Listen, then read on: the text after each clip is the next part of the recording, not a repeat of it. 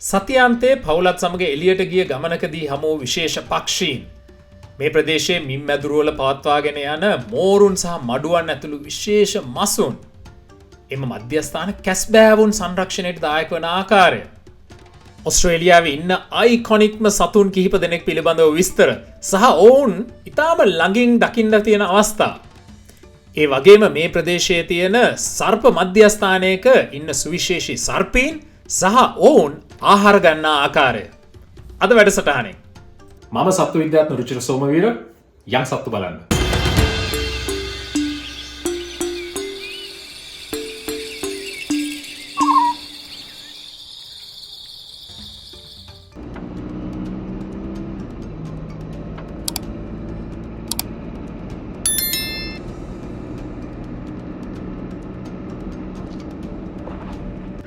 අපි පොඩි විවේකයකට සතියන්තේ පොඩ්ඩක් පිටට ඇවිල්ලා ඉන්න පර්ත් වලින් මම අම්මත් එක්ක උදේ ආවා මේ ලවණ වගුරක් බලන්න. ඕවා තමයි අපේ හොලිඩේස් වල වැඩ. මේ ඇවිල්ලා කියන්නේ ලවණ වගුරු එහෙම නැත්නම් සෝල්ට් මාර්ෂස් කියන්නේ සුවිශේෂී පරිසර පද්ධතියක්. මේවටම අනුකරණය වෙච්චි ලොකු සත්වයෝ සහ සත්වයෝ කෙසේ වෙතත් ශාක කාණ්ඩයක් ඉන්නවා. මේකද කියන්නේ අතිශය මේ සාන්ද්‍ර ලුණු එම නැත්නම් ලවණතාවයක්. ඉතින් ඒ වගේ පරිසරවල මේ වගේ අත් කාෂ්ඨ පරිසරයක ජීවත් වෙන්න ඒ ශාක සෑහෙන්න අනුවර්තන වෙලා ඉන්නේ. ඒ වගේම ඒවා ඉන්නවා ඔය මේ ක්‍රස්ටේෂියන්ස් ලා එහෙම නැත්නම් ඔය මේ ක්‍රස්ටේ අපි ඔය කූනිස්සෝ ඉස්සෝ කක්කුට්ටෝ අයිති වෙන ඔය කාණ්ඩයට අයිති ලොකු සත්ව කාණ්ඩයක් ඉන්නවා මේ ලවණ වගුරු වලට අනුකරණය වෙච්චි. ඒව කණ්ඩ එනවා සෑහෙන්න කුරුල්ලෝ. ඉතින් අපි කුරුල්ලෝ ටිකක් බලන්න ආවේ. විශේෂ කීපයක්ම ඉන්නවා වටපිටාවේ. බලමු කවුද කියලා. ජලජ පක්ෂීන් එහෙම නැත්නම් ජලයේ ජීවත් වෙන පක්ෂීන් ඔවුන් ආහාර හොයන මේ පරිසරයේ කොටස අනුව කාණ්ඩ කිහිපයකට බෙදන්න පුළුවන්. ප්‍රධානම බැලුවොත් ඔවුන්ගේ හැසිරීම අනුව. ඒකෙන් මේ ප්‍රමුඛම කාණ්ඩය විශේෂයෙන් මෙන්න මේ වගේ ඕපන් වෝටර් බොඩිස් එහෙම නැත්නම් විවෘත ජල පද්ධති වල ඒකෙන් ප්‍රමුඛම කාණ්ඩය තමයි ජලයේ මතු පිට පිහිනා ගිහිල්ලා ස්කෑම හොයන සතුන්. දැන් මේ ඉන්නේ පැස්තුඩුවෙක්, ඒ කියන්නේ පෙලිකන්ස්ලා, ඒ වගේම කළු හංසීන්, බ්ලැක් ස්වෝන්ස්ලා මේ කට්ටිය ඕස්ට්‍රේලියාවට ආවේනිකයි. මෙන්න මේ වගේ කාණ්ඩ වගේම අපි ඔය දන්න තාරාවන් පාත්තයින් සේරුවන් වගේ සතුන් ජලයේ මතුපිට පිහිනා ගිහිල්ලා තමයි කෑම හොයන්නේ. මේ කට්ටියට ඉතා කුඩා වෙලාවකට වතුර ඇතුළට ගිහිල්ලා එන්න පුළුවන් වුණාට මේ කට්ටිය බහුතරයක් වෙලාවට ඒ කියන්නේ ජලයේ පෘෂ්ඨය ළඟ තියෙන මේ ආහාර එහෙම නැත්නම් නොගැඹුරු ඩයිව් කරලා යන්න පුළුවන් නොගැඹුරු වතුරේ තියෙන ආහාර තමයි මේ කට්ටිය ආහාරයට ගන්නෙ. දැන් ඒක කාණ්ඩයක්. තව කාණ්ඩයක් තමයි ඔය දියකාවන් වගේ සතුන් අයිති වෙන කිමිදෙන කට්ටිය ඩයිවර්ස්ලා. දැන් මේ ඉන්නේ දැන් මේ කාණ්ඩේ කට්ටිය වතුර ඇතුළට ගිහිල්ලා වතුර ඇතුළේදී ආහාර අරන් එනවා. ඒ කියන්නේ අල්ලගෙන එනවා. ඒ ආවට පස්සේ මේ විදිහට ඒ කට්ටියගේ තටු ඇත්තටම වේලා ගන්න ඕනේ. මොකද මේ කට්ටිය නිතරම ඩයිව් කරන කට්ටිය. තව ප්‍රමුඛම කාණ්ඩයක් තමයි මේ ඒ කියන්නේ ජලයේ අර edge of the water. ඒ කියන්නේ නොගැඹුරුම ජලයේ එහෙම නැත්නම් මේ අර ඒ අද්දර ඒ වෙරළ දිගේ හන්ට් කරන කට්ටිය. දැන් මේ වගේ අපි දකින කොකුන් වර්ග, දැන් මේ ඉන්නේ white faced ඉග්‍රට් කෙනෙක්. ඒ වගේම අපි දකින සුදු කොකුන් ඉන්නේ. මේ සත්ව කාණ්ඩ වගේම මීට වඩා කුඩා සහ විශාල මෙන්න මේ වේඩර්ස්ලා එහෙම නැත්නම් වතුරේ අර ධාරයේ දිගේ හන්ට් කරන කට්ටිය ගොඩාක් ඉන්නවා. මෙතන ඉන්නේ මේ අයිබිස් කෙනෙක් සහ ස්පූන් බිල් කෙනෙක්. බලන්න මේ කට්ටියගේ හොටවල් වල වෙනස්කම්. දැන් මේ කාණ්ඩයේ සතුන්ගේ හොට ඒ තමන් ගන්නා ආහාරයට ලොකු අනුවර්තනයක් දක්වනවා. මේ ගැන අපි වෙනම වැඩසටහනක් කරමු. මොකද මේකේ රසවත් කතා ගොඩක් තියෙනවා මේ කොහොමද මේ කුරුල්ලන්ගේ හොටවල් ඔවුන් ගන්න ආහාර වලට අනුවර්තන වෙලා තියෙන්නේ කියලා.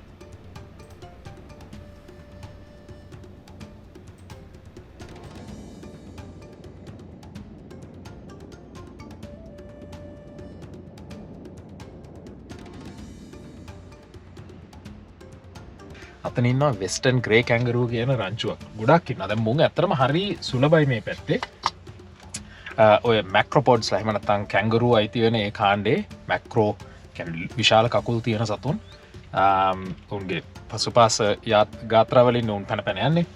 ඒ කාණ්ඩේ දෙවනියට ලොකුම සමාජිකයා වෙස්ටර්න් ග්‍රේ කැංගරූ. ලොකුම එක්කෙනා ඇවිල්ලා රෙඩ් කැංගරූ කියන එක්කෙනා. මෙයා ඇත්තටම මේ පිරිමි සතුන් හිටගත්තාම මිනිහෙකුට වඩා උස මීටර් 2ක් විතර යනවා. මේකට එච්චරම නෑ. නමුත් ලොකු සත්තු ඒත් සෑහෙන්න ලොකුයි. අද වැඩසටහනේ මම ඔය කට්ටිය එක් කරන් යන්නේ මේ බටහිර ඔස්ට්‍රේලියාවේ අගනුවර වෙන පර්ත් නගරයට දකුණින් පිහිටි ප්‍රදේශයට මම මගේ දරුවන් දෙදෙනෙක් සහ දෙමව්පියන් එක්ක මේ සතියන්තයේ පොඩ්ඩක් විවේකයකට ගිය ගමනක්. ඉතින් අපි එහෙම ගියත් ඇත්තටම සත්තු හොයන වැඩම තමයි කරන්නේ.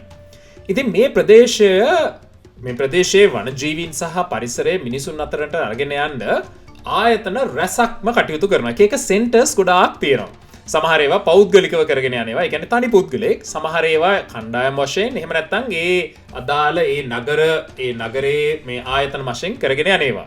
ඉතින් මේ තියෙන්නේ ඒ වගේ ආයතනයක් ඩොල්ෆින් ඩිස්කවරි සෙන්ටර් කියන එක. දැන් අපි මේ ඇත්තටම වින්ටර් එකේ ගිය හින්දා මෙහි කටයුතු ගොඩාක් සිදු වෙන්නේ නැහැ.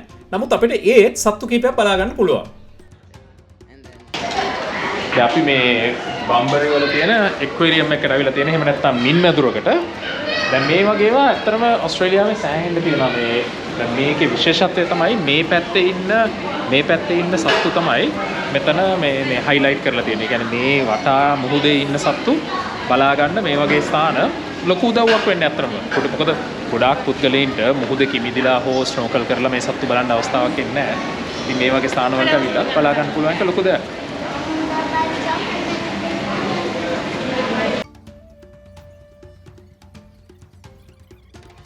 මෙතන ඉන්නවා මෙහි මිරිදිය හම්බෙන සත්තු කීප දෙනෙක් මේ වටා ගංගාවල.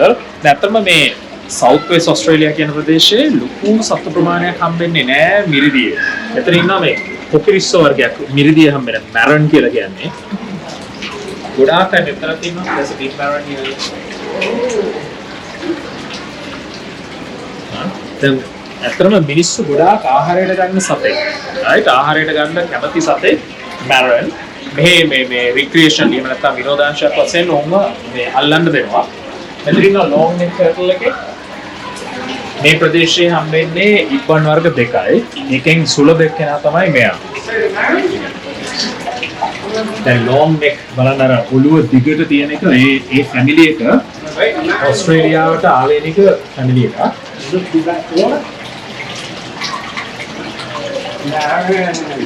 Doesn't record less than 40 centimeters. Okay.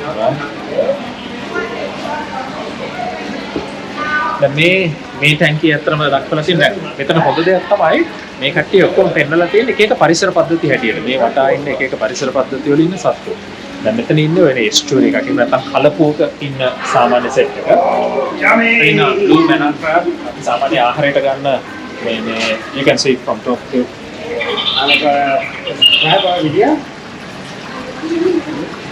සාමාන්‍ය අපි ආහාරයට ගන්න ලංකාවේ හම්බෙන බ්ලූ මැනන් ඒ ගෲප් එකේ ආවෝ. ඉතින් මේ විල කලපුවක ජීවිතය.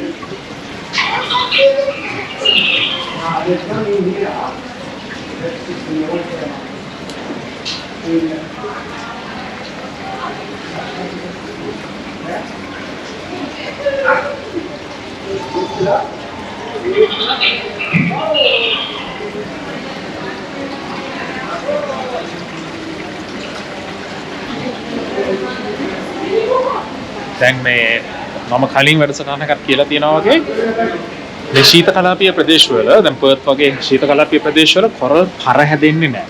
රයිට්? නමුත් හැදෙනවා මේ තනියෙන් හැදෙන කොරල් මේ ජීවීන් හැදෙනවා. නමුත් මේවා පර විදිහට නෙවෙයි. පොඩි මේවට කියන අපි solitary එහෙම නැත්නම් individual corals කියලා. මෙන්න මේ වගේ.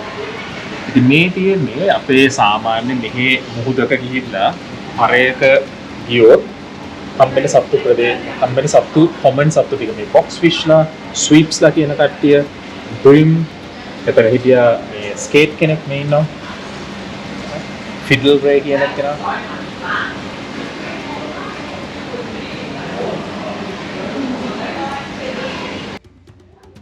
වැඩසටහන් කිහිපයකදීම පෙන්නලා දීලා තියෙනවා වගේ මේ කලාපේ මේ විශේෂයෙන්ම පතුලේ ජීවත් වෙන මෝරුන් විශේෂ ඔය කැට් ෂාක්ස්ලා බැම්බූ ෂාක්ස්ලා කාපට් ෂාක්ස්ලා පෝට් ජැක්සන් ෂාක් ඔන්න ඔය ආකාරයේ කුඩා මෝරුන් විශේෂ රැසක් හමු වෙනවා.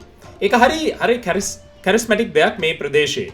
දැන් මේ ඉන්නේ ඩූ ෆිෂ් කියන එකනා ඩූලියන් DHU මෙයා හරියම මේ විශේෂයෙන් මෙහි ඇන්ග්ලර්ස්ලා කියන්නේ මේ විනෝදාංශයට මාළු බාන කට්ටිය අතර හරි ප්‍රසිද්ධයි ඔන්න ඔය සතා. අර කලින් පෙන්නපු ෆිඩ්ලරේ අර මෝරුන්ට අමතරව මේ වගේ මඩුවන් විශේෂත් රැසක් හමු වෙනවා මේ කලාපේ. සාමාන්‍යයෙන් අපි ඩයිව් කරද්දි ස්නෝකල් කරද්දී මේ කාණ්ඩවල සතුන් නිතරම මුණ ගැසෙන කට්ටිය. ඉතින් මේ අර මම කලින් කිව්වත් වගේ දැන් වතුරට ඒ විදිහට හැමෝම ගිහිල්ලා බලන්නේ නැහනේ. ඉතින් ඒ වගේ නොයන කට්ටියට විශේෂයෙන් කුඩා දරුවන්ට මේ පරිසරය ළඟට ගෙනල්ලා මේ විදිහට පෙන්වන එක හරිම වැදගත් දෙයක්. ඉතින් මේ ආයතන ඇත්තටම හරිම නියාමනය කරපු ඒ වගේම හොඳ විද්‍යාත්මක පදනමක් යටතේ කරගෙන යන ආයතන.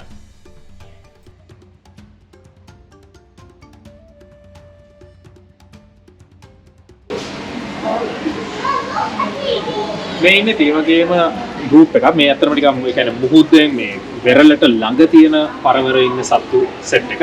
දැන් බහුතරයක් වෙලාවට අර සත්තුන්ගේම පැටව නොගැඹුරු මුහුදු තීරවල හම්බ වෙනවා. නමුත් සමහර මාළු ඉන්නවා නොගැඹුරු මුහුදේ හම්බ වෙනවා වැඩි. දැන් මේ ඉන්නේ බටර් ෆිෂ් කියන කෙනා. මෙයා හරි සුලභයි. මූන් ලයිටර් කියන කෙනා මේ. දැන් මේ මාළු සෙට් එක මම නිතරම හම්බෙන මේ කාණ්ඩයද අපි වතුරට මේ ස්නෝකල් කරන්න හෝ ඩයිව් කරන්න වතුරට එන්ටර් වෙලා එතන ඉඳලා පීනගෙන යද්දි මුල්ලදිම හම්බෙන මාළු සෙට් එක තමයි මේ කට්ටිය. මේ කට්ටිය නිකන් නොගැඹුරු මුහුදට අනුකරණය වෙලා තියෙන්නේ. මේ ඉන්නේ හෝස් ෂූ ලෙදර් ජැකට් කියන කෙනා. මේ කට්ටියගේ එක ලක්ෂණයක් තමයි මේ උඩ තියෙන කටුව.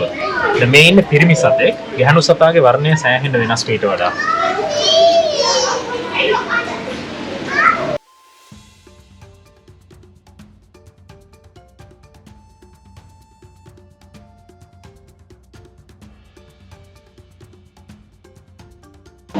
මේ වගේ මධ්‍යස්ථානවල තව තියෙන සුලභ දෙයක් තමයි මෙහි හරි ඉන්ටරැක්ටිව්. හරිද? ළමයින්ට කරලා බලන්න දේවල් ගොඩක් තියෙනවා. දැන් මේ තියෙන ස්පොන්ජ් එක. මොකද ස්පොන්ජ් කියන්නේ?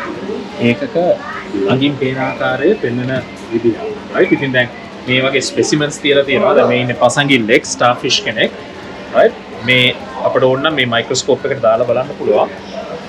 කොහොමද ලං වුණාම තියෙන ආකාරය කියලා. ඉතින් මේ වගේ ඉන්ටරැක්ටිව් එහෙම නැත්නම් හරි මේ සහභාගී වෙලා කරන දේවල් වලින් ලොකු අවබෝධයක් වෙනවා සමහරලාට නිකන් දෙයක් කියනවට හෝ පෙන්වන්නවට වඩා. මෙතන ළමයින්ටම පුළුවන් ස්පොන්ජ් එකක් මේකට දාලා බලන්න හැදිලා තියෙන ආකාරය බලන්න ඒ සතුන්.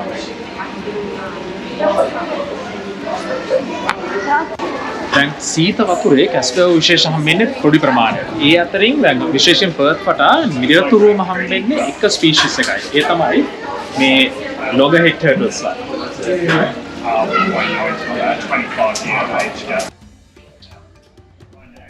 කැස්බෑවන් පිළිබඳව මම සම්පූර්ණ වැඩසටහනක්ම කරානේ. ඒකටත් ගිහිල්ලා බලන්නකො මේක ඉවරුනහම කැස්බෑව පිළිබඳව අපේ කණ්ඩායම ලෝකේ එක එක ස්ථානවල එක එක විශේෂ පිළිබඳව කරන පරීක්ෂණ ගැන මම මේකෙදි කතා කරනවා.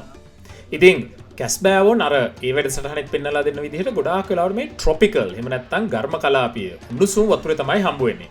නමුත් විශේෂ අතලොස්සක්. දැන් මෙන්න මේ ඔලුගෙඩි කැස්බෑව කියන එක නා ලොගහෙඩ් විශේෂයෙන්ම ඒ වගේම ඊට අමතරව ග්‍රීන් කොළ කැස්බෑව ග්‍රීන් ටර්ටල් සහ දාර කැස්බෑව ලෙදර් බැක් ටර්ටල්ස් ඔය විශේෂ තුන කලාතුරකින් ඇත්තටම අපේ ප්‍රදේශවල ඒ කියන්නේ මේ ඕස්ට්‍රේලියාවේ පර්ත් සහ ඊට දකුණින් පිහිට ප්‍රදේශවලත් හමු වෙනවා. දැන් මේ සතුන් ඇත්තටම මේ රීහැබිලිටේට් කරන කට්ටිය බලන්නකෝ අර සමහර අයගේ කකුල් කැඩිලා තුවාල වෙලා මේ එක එක අනතුරු නිසා මේ ආයතනයට ගෙනත් දුන්න කට්ටිය. දැන් මේ ආයතන වලින් එන තව දෙයක් තමයි මෙන්න මේ විදිහට මේ සිටිසන් සයන්ටිස්ට්ලා. එහෙම නැත්නම් මේ ප්‍රජා විද්‍යාඥයෝ. දැන් මේ ඇත්තම මේ ප්‍රදේශයේ ඉන්න තරුණ තරුණියන් වගේම මේ මහලු ඕනෑම කාණ්ඩයකට ඇවිල්ලා මේවා වොලන්ටියර් කරන්න පුළුවන්.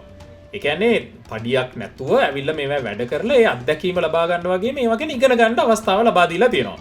ඉතින් මමත් මේ වගේ වැඩසටහන් කිහිපයකම ඇත්තටම මේ සම්පත්දායකත්වය ලබා දෙනවා විද්‍යාඥයෙක් වශයෙන්. ඒක නිසා මම මේ ආයතනයේ කට්ටියව අඳුරනවා. ඉතින් මේවත් හරි සේවාවන් මේ ආයතන වලින් සිදුවනවා. This is Megan, right? It's another pretty cute loggerhead. So these guys have been caught in the Luan Current, so most of these won't be, some of these will be rewilded, but rehabilitating turtles are a very tricky thing because they get dependent on humans sometimes. Some of them, and there's also regulations as to whether you can introduce things in the wild or not. But look at the carapace, like a lot of these things, when they grow up, they lose the ridge, right, and gets a massive head. Loggerhead කියන නම හැදලා තියෙන එහෙමයි. But very cute things. Look at that. Thank you. Is Maya, you know? Yeah. Yeah, no. Oh, the darker than the rest one. Yeah. Yeah, right. Yeah, Poor he's thing. tiny. There he is. But you can see that he's only got 3 fevers. Oh, yeah, that's He was injured. Yeah, you were hungry, right? Yeah, he was injured, so now here.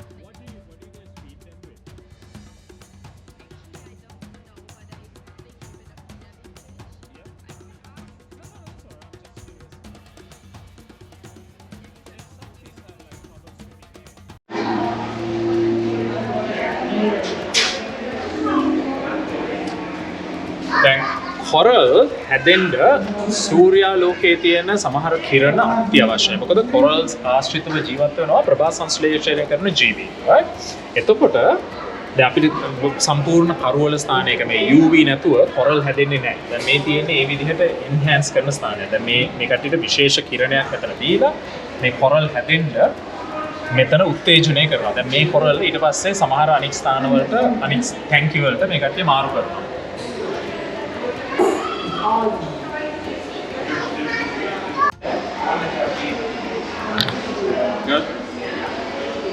දැන් අපි මම ඇත්තටම මේ සතුන් ගැන වෙනම වැඩසටහනක් කරන්නමයි ඉන්නේ. right මේ ඉන්නේ ඇනිමල් ෆිෂ්, ක්ලවුන් ෆිෂ්. නීමෝ බල්ලා තියෙනවා නම් මේ නීමෝගේ ඥාති පවුල. right දැන් මෙතන ඉන්න විශේෂ කිහිපයක්. මේ මාළු ගැන අපි වෙනමම වැඩසටහනක් කරමු. මොකද මේ කට්ටියට සුවිශේෂී චර්යාවන් තියෙනවා. මේ ඇනිමනි මුහුදු ඇනිමනි එකක් එක්ක සහ සම්බන්ධතාවයක් සහ ජීවනයෙන් තමයි ජීවත් වෙන්නේ මේ කට්ටිය. දැන් මේකේ තව විශේෂත්වය මේ ඇනිමනි ෆිෂ් එහෙම නැත්නම් ක්ලවුන් ෆිෂ් ගේ ස්පීෂීස් එක හැටියට ඇනිමනි එකක් වෙනස්. දැන් මෙතන ස්පීෂීස් එකක් ඉන්නවා, අතන එකක් ඉන්නවා, අතන එකක් නැහැ. අරය තමයි අපි සාමාන්‍යයෙන් නීමෝ කියන්නේ. මේ ඩෝරිත් ඉන්නවා. ඉතින් මේ කාණ්ඩය ගැන මම වෙනම වැඩසටහනක් කරන්න යනවා. මුහුදේදී අපි ගත්ත ෆුටේජ් එක දාන්න.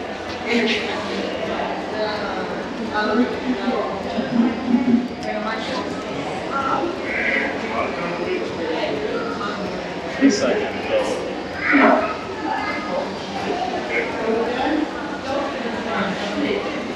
ගිනි මහ ගැන අහලා ඇතිනේ. ලයන් ෆිෂ් මේන් එක කෙනෙක්. දැන් ගිනි මහ අතරම මේ අපේ ඉදිරි එපිසෝඩ්ස් වලදී කිහිප දෙනෙක් මේනවා. අතන පස්සෙන් ඉන්නවා බැක් ෆිෂ්ලා දෙන්නේ. දැන් ගිනි මහ අතරම මේ ප්‍රදේශයේ මේ කොමන් නැහැ. හරිද? එයා සාමාන්‍යයෙන් ඉන්න ගර්ම කලාපේ. නමුත් ළඟපාතකදී මම නෝට් කරපු දෙයක් තමයි ගර්ම කලාපීය මාළු ටික අපිට දැන් මේ ශීත කලාපය දැක ගන්න පුළුවන්. හරි දැන් ගිනි මහ විශේෂයෙන් කෙනෙක්. මම මුලදීම දැන් අවුරුදු 15කට විතර කලින් මෙහෙ ඩයිව් කරද්දී ගිනි මහ දැකලම නැහැ. දැන් නිතරම දකින්න කෙනෙක්. ඉතින් අපි දකින්න දෙයක් තමයි ලෝකේ වෙනස් වෙනවත් එක්කම මේ වගේ ගර්ම කලාපීය මාළු දැන් ශීත කලාපයට සමහරලාට හම්බ වෙනවා. Lion fish.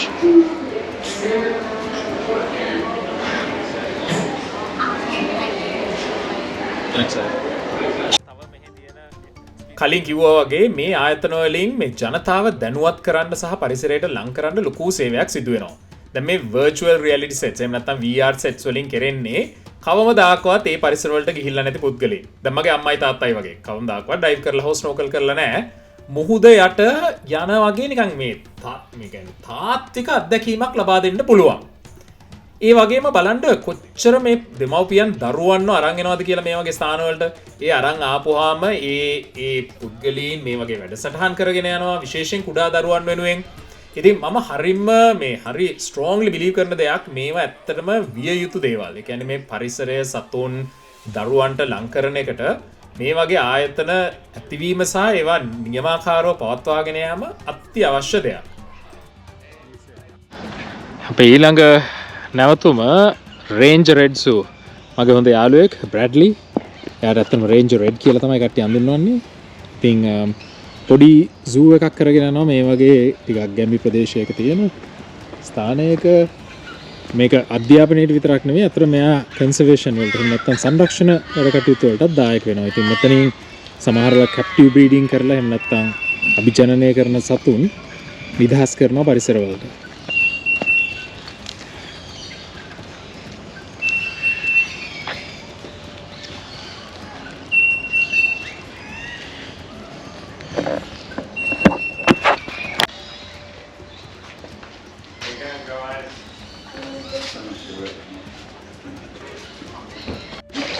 මොනරෝ මෙහෙ ඔස්ට්‍රේලියාවට ඉන්ට්‍රොඩියුස් කරපු වර්ගයක්.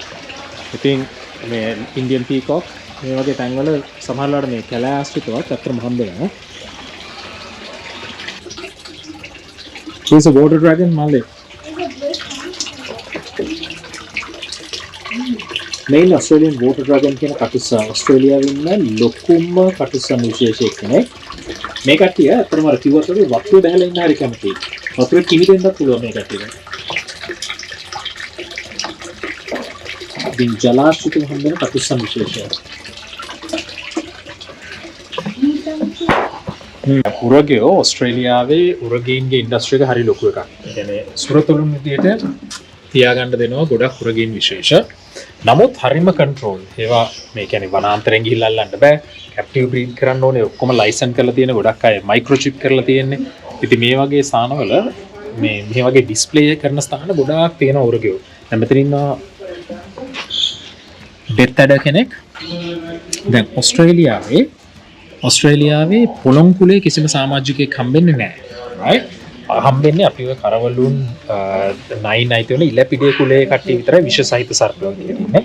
නමුත් මෙයා පොළොංගුන්ව අනුකරණය කරන නයි කුලේ සමාජිකයෙක්. දැන් බලන්න පොළොංගෙක් වගේ බිම වැතිරලා ඉන්නවා.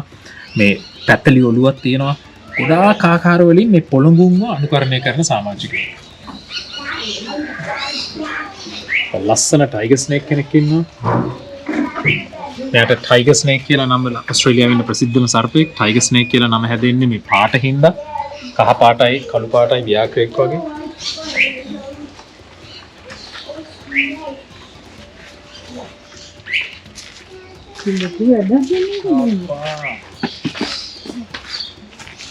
මේ ගිනි පිග්ස්ලා මේ ටිකක් හරි මේ වක්තිය මේ ගිනි පිග්ස්ලා ගැන කතා කරද්දී ඔස්ට්‍රේලියාව ඇත්තටම ඉන්නවා මේ විදිහට මිනිස්සු අතෑරි මිනිස්සු ඇති කරලා ගිහින් දාලා මේ ටිකක් ලොකු වුණාම කරදරයක් වුණාම ගිහින් දාලා හාර්ට්ස් වල හැදෙන නිකන් මේ කියන්නේ කැලේ හැදෙන වල් ගිනි පිග්ස්ලා ඔස්ට්‍රේලියාවේ තැන් තැන් වල ඉන්නවා.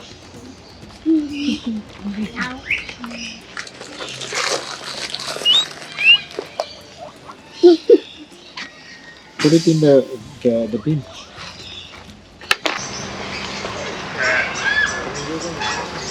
මෙතන ඉන්නවා අර මේ කැංගරූලා කීප දෙනෙක්.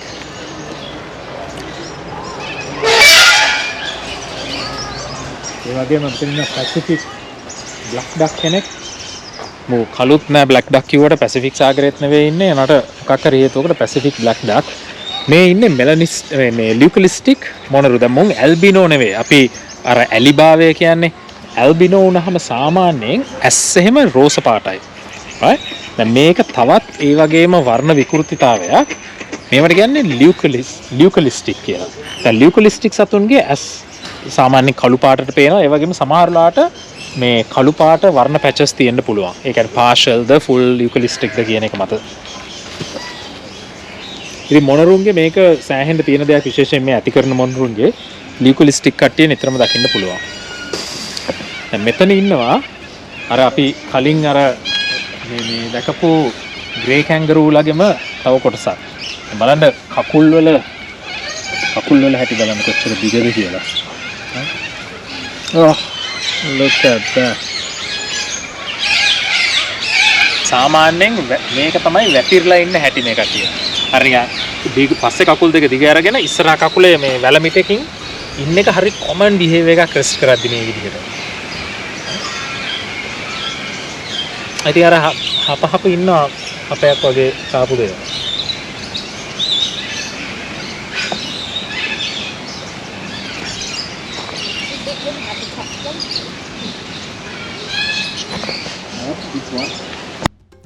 කැංගරුවන් හරිම සුලභ සතුන් ඔස්ට්‍රේලියාවේ. ගොඩා ප්‍රදේශවල ඇත්තටම මේ කට්ටිය පෙස්ලා විදිහටත් සලකනවා. ඒ කියන්නේ පලිබෝධකයෙක් විදිහට විශේෂයෙන් මේ වගා හානි කරන. නීතියානුකූලව ගෙදරක පැටියෙක් තියාගෙන හදන්න බෑ. නමුත් ඉතාම සුලභව මොවුන් වතු වලට ඇවිල්ලා මේ විදිහට පුරුදු වෙන සතුන් ඉන්නවා. ඉතින් කැංගරූස්ලා මේ විදිහට මේ දකින්න එක සහ ඔවුන් වත්තක හමු වෙන එක හරි සුලභ දෙයක්. දැන් මෙතන ඉන්නවා තව වොලබිලා විශේෂ. ඔස්ට්‍රේලියාවේ මේ කැංගරූ පවුලේ සමාජිකයෝ ගොඩාක් ඉන්නවා. right? ලොකුම කට්ටිය අපි දන්නේ කැංගරූලානේ. ඊට අමතරව වොලරූ කියලා කට්ටියක් ඉන්නවා. ඊටත් පොඩි කට්ටිය වොලබී. ඊටත් පොඩි ලොකු සෙට් එකක් ඉන්නවා. නාබිලක්, වොයිලි, බෙටොන්. The main look at the small one. The main වොලබිලා විශේෂ. වොලබිලා විශේෂ ගොඩාක් ඉන්නවා ඕස්ට්‍රේලියාවේ එක එක පරිසර පද්ධති වලට අනුකරණය වෙච්ච කට්ටිය. ඒ අතරින් ගස් නගින්න පුළුවන් කීප දෙනෙකුත් ඉන්නවා. මේ සතුන් ඔක්කොම ගැන අර අපේ රොක් වොලබි වැඩසටහනට ගිහිල්ලා බලන්නකෝ. මම පැහැදිලිව පෙන්නනවා එක එක කාණ්ඩ ගැන. ඉතින් මේ ඉන්නෙත් ඒ කුලේ තවත් කුඩාම සමාජිකයෙක් මේ හෙයා වොලබීස්ලා කියන කට්ටිය. ඉතින් මේ කට්ටියත් අර කැංගරූලා වගේම අර පසුපස ගාත්‍රා දෙක මේ විදිහට හිට ගන්න පුළුවන්. ඊට පස්සේ පැසක ජීවත් වෙන්නේ පැටියා. ඒ පැසක ජීවත් වෙන කාණ්ඩයට කියන අපි මාසුපියල්ලා කියලා. හරිම විශේෂ සත්ත්ව කාණ්ඩයක්. අපි ඉදිරි වැඩසටහනකදී බලමුකෝ ඒ කට්ටිය ගැන ටිකක් සවිස්තරාත්මක වැඩසටහනක් කරන්න.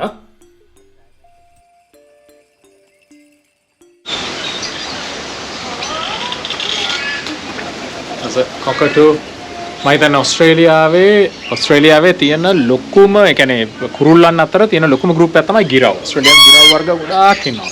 එක ගෲප් එකක් තමයි මේ cockatoosලා.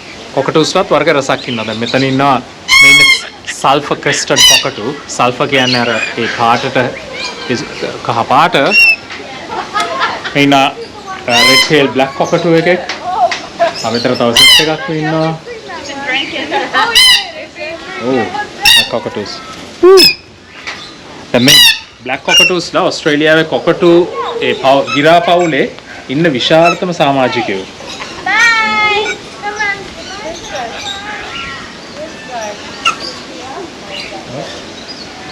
ගිරා පවුලේ ඉන්න විශාලම සමාජිකයෙක්. ඉතින් මේ කට්ටිය දැන් මේ කට්ටිය ඇඩැප්ට් වෙලා තියෙන්නේ මේ යුකැලිප්ටස් කියන ගස්වල ගම් ට්‍රීස් කියන ඒවා මේ ගෙඩි කණ්ඩ. රයිට් ඉතින් මේ ඊටාම තියුණු මේ කට්ටියගේ ඊටාම තියුණු හොටෙන් ඒ ගෙඩි හාරලා ඒවා තියෙන ඇට කණ්ඩ ඇඩැප්ට් වෙලා තියෙනවා.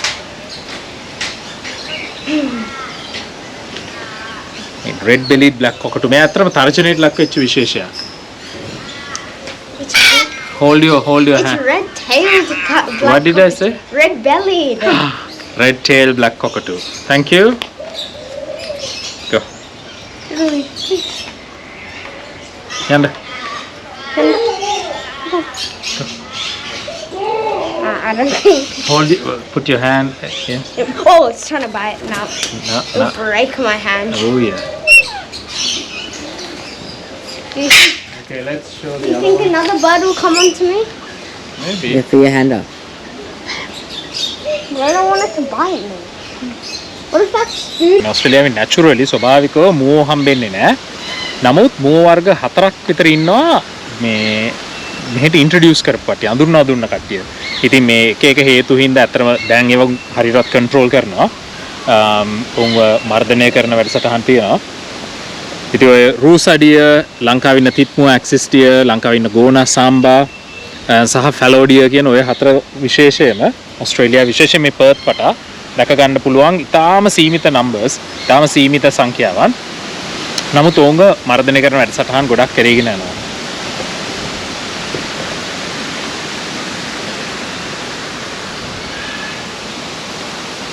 It eats like a camel. And if you bite that with those teeth, they'll do some. ඔස්ට්‍රේලියාවේ ජීවත් වෙන මාසුපියල්ස්ලා මේ පැසක් තියෙන සතුන් අතර තව විශේෂම එක්කෙනෙක් තමයි මෙන්න මේ වොම්බැට්ස්ලා. වොම්බැට්ස්ලා විශේෂ 3ක් ඉන්නවා ඔස්ට්‍රේලියාවේ. මේ කට්ටිය පොඩි සතුන් නෙවෙයි. කිලෝග්‍රෑම් සාමාන්‍යයෙන් 35ක් විතර වැඩෙන ඉතා විශාල හරි මේ අර ස්ටවුට් සතුන්. මේ කට්ටියගේ මේ බිහේවියර් එකක් තමයි බිම ඉතාම විශාල ගුහා සංකීර්ණ හදනවා. ඉතින් අවාසනාවකට මෙන්න මේ කට්ටියගේ මේ චර්යාව නිසා මේ කට්ටිය සෑහෙන්න වගාපාලු සිදු කරනවා. ඉතින් ඒක නිසා වොම්බැට්ස්ලයි මේ ෆාමර්ස්ලයි කියන්නේ ගොවි මහතුරුන් අතර නිතරම ප්‍රශ්න ඇති වෙනවා. ඒ කියන්නේ කන්ෆ්ලික්ට් එකක් තියෙනවා. මේ සතුන් විශාල ප්‍රමාණයක් ඇත්තටම විනාශ වෙනවා අන්නේ හේතුව හින්දා. ඉතින් හරිම අමුතු සතෙක් වොම්බැට්. අපි බලමු වෙලාවක මෙයා ගැනත් වැඩසටහනක් කරන්න. මොකද මේ මාසුපියල්ලා අතරත් සුවිශේෂී සතෙක්. මේ ඉන්නේ ඩිංගෝ. right දැන් ඩිංගෝ හරිම මේ අයිකොනික් සතෙක් ඔස්ට්‍රේලියාවල ඉන්න. ඔස්ට්‍රේලියාවේ ඉන්න එකම මේ බලු පවුලේ සමාජිකයා. නමුත් මෙයා ගැන මෙයා නේටිව්ද නැද්ද කියලා එක ගැන ලොකු සංවාදයක් තියෙනවා. දැන් අවුරුදු 4000කට විතර කලින් ඔස්ට්‍රේලියාවට ඉන්ට්‍රොඩියුස් කරපු සතෙක්. right දැන් සමහර පරීක්ෂණ වලින් පෙන්නනවා මෙයා නෑ මෙයා මේ බල්ලෙක්ගෙම වල් වැදුණු සමාජිකයෙක් කියලා. සමහර පරීක්ෂණ වලින් පෙන්නනවා නෑ මෙයා කැනිස් ඩිංගෝ කියලා වෙනම විශේෂයක් කියලා.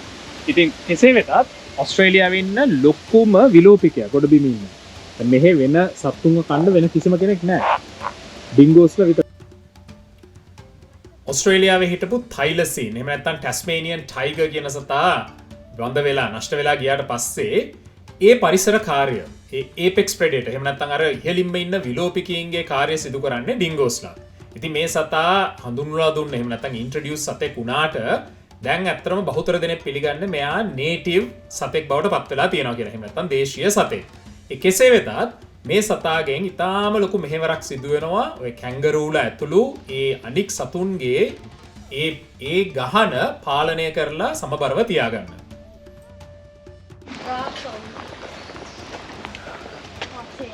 ගොඩාක් ඉන්නවා ඉතින් මේ සත්තුන්ට කණ්ඩ දෙන්න. Oh, yeah, there's one on the corner.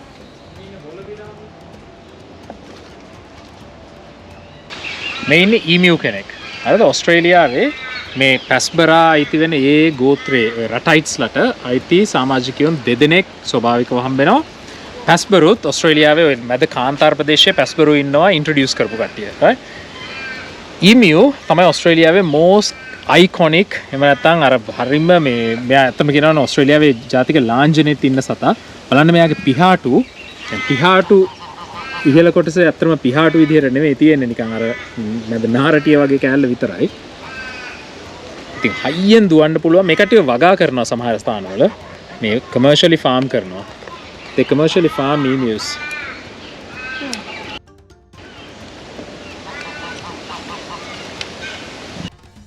ඔස්ට්‍රේලියාවේ හමුවන තවත් අයිකොනික්ම සතෙක් තමයි කුකබරා.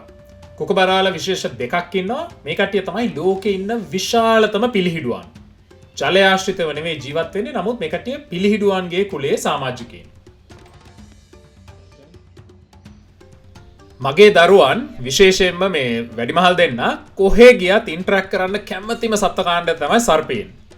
ඉතින් සර්පයෝ ගැන කතා කරද්දී මේ ප්‍රදේශයේ මගේ තවත් ළගේ යාළුවෝ දෙන්නෙක් කරගෙන යන මේ විදිහේ කලෙක්ෂන් එකක් තියෙනවා. මේ වගේ සෙන්ටර් එකක්. අපි ඒකටත් ගියා සර්පයෝ ගැන තව පොඩ්ඩක් හොයලා බලන්න. Hi Bon. Hi, Hi, I'm Becca. Kim, I'm Kim. We have discovered Deadly down the southwest of Western Australia, and we've got an educational facility. So we are here just to educate the public about reptiles, but in particular about venomous snakes and the importance that they play in our world. They are a natural pest controller, fabulous to have around, and they're absolutely not dangerous if you leave them alone.